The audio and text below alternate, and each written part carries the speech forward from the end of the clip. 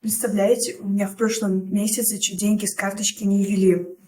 Но я вовремя остановилась и выучила 5 главных правил финансовой безопасности, с которыми я сейчас поделюсь. Погнали. Первое. Если вам звонит служба безопасности, мол, ваша карта заблокирована, скиньте код из СМС, срочно кладите трубку. Это мошенники. Банк никогда не просит код из СМС. Второе. Если наклейка с QR-кодом подозрительная или криво наклеенная, лучше не сканируйте. Это может быть ловушка. А лучше вбейте адрес самостоятельно. Третье. Никогда не храните пароли в телефоне или в заметках, потому что если украдут телефон, сольют деньги вмиг.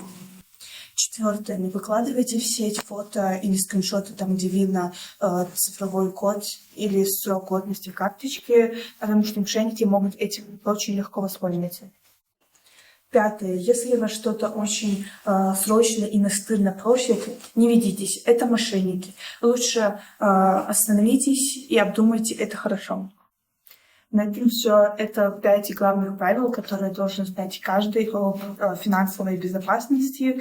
Надеюсь, вы не попадете на ловких мошенников.